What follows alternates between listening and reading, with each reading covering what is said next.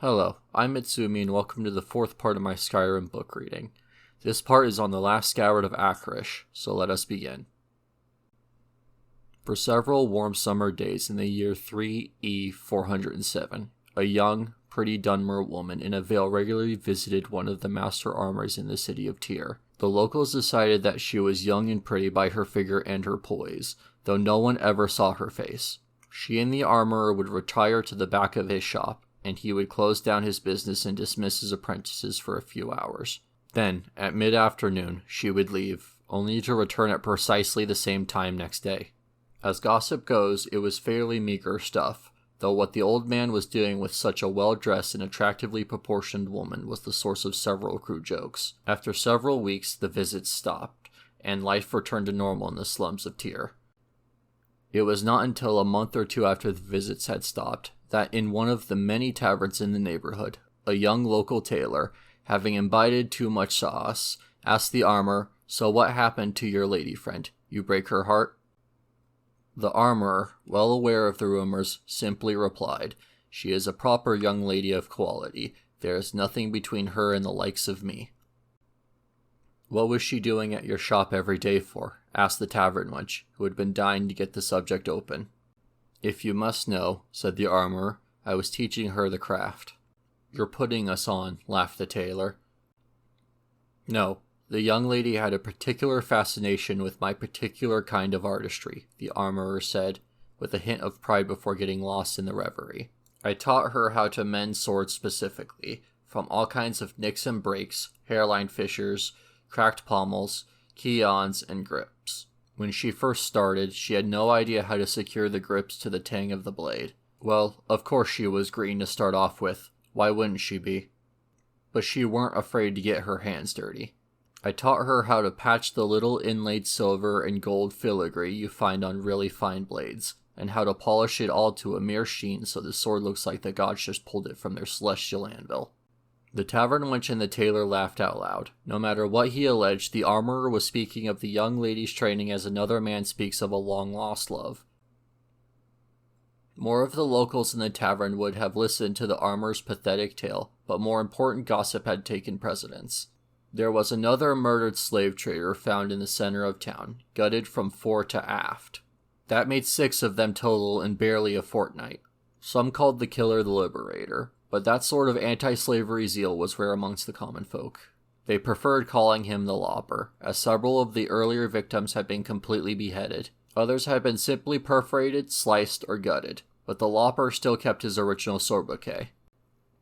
While the enthusiastic hooligans made bets about the condition of the next slave trader's corpse, several dozen of the surviving members of that trade were meeting at the manor house of Sigero Derez Mangar. Mangar was a minor houseman of House Derez, but a major member of the slave trading fraternity. Perhaps his best years were behind him, but his associates still counted on him for wisdom. "We need to take what we know of this Lopper and search accordingly," said Mangar, seated in front of his opulent hearth. "We know he has an unreasonable hatred of slavery and slave traders. We know he is skilled with the blade. We know he has the stealth and finesse to execute our most well-secured brethren in their most secure abodes. It sounds to me to be an adventurer, an outlander. Surely no citizen of Morrowind would strike at us like this." The slave traders nodded in agreement. An outlander seemed most likely for their troubles. It was always true. "Were I 50 years younger, I would take down my blade Akrash from the hearth," Mangar made an expansive gesture to the shimmering weapon, "and join you in seeking out this terror. Search him out where adventurers meet, taverns and guild halls, then show him a little lopping of my own." The slave traders laughed politely. "You wouldn't let us borrow your blade for the execution, I suppose, would you, Sir Joe?" asked Sororn Jules, a young toadying slaver enthusiastically.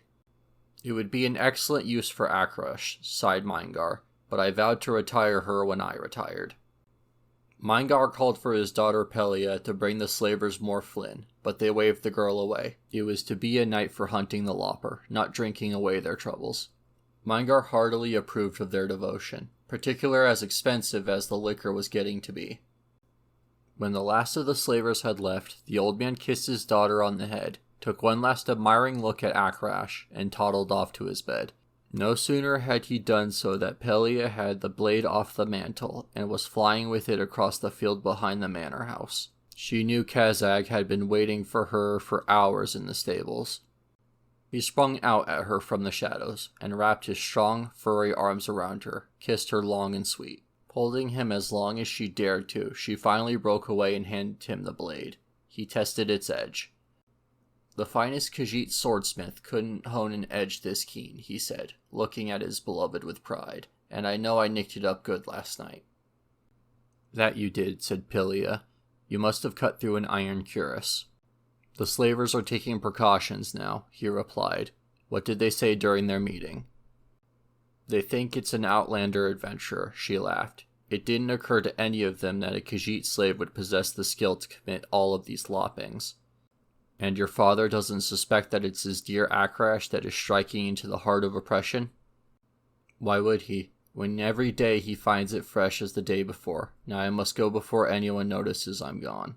My nurse sometimes comes in to ask me some detail about the wedding, as if I had any choice in the matter at all." "I promise you," said Kazag very seriously, "you will not be forced into any marriage to cement your family's slave-dealing dynasty. The last scabbard Akrash will be sheathed into will be your father's heart, and when you are an orphan, you can free the slaves, move to a more enlightened province, and marry who you like." "I wonder who that will be," Pelia teased, and raced out of the stables. Just before dawn, Pelia awoke and crept out to the garden, where she found Akrash hidden in the bitter green vines. The edge was still relatively keen, but there were scratches vertically across the blade's surface. Another beheading, she thought, as she took pumice stone and patiently rubbed out the marks, finally polishing it with a solution of salt and vinegar. It was up on the mantel in pristine condition when her father came into the sitting room for his breakfast.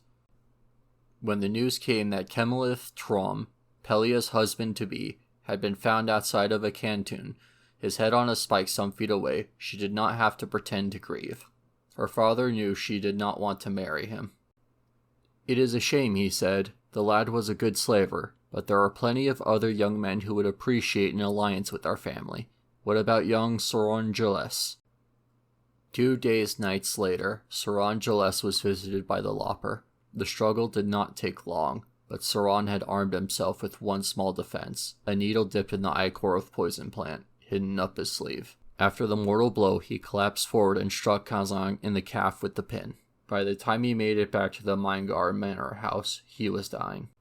Vision blurring, he climbed up to the eaves of the house to Pelia's window and rapped. Pelia did not answer immediately, as she was in a deep, wonderful sleep, dreaming about her future with her Khajiit lover. He rapped louder, which woke up not only Pelia, but also her father in the next room.